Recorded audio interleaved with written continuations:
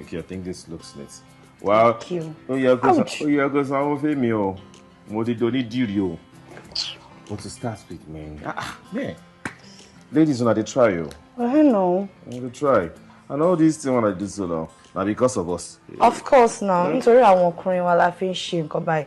And truly, you really appreciate when you see, but others won't appreciate ìyàwó wọn, won't appreciate girlfriend one and all of that. They appreciate ìyàwó, they appreciate girlfriend.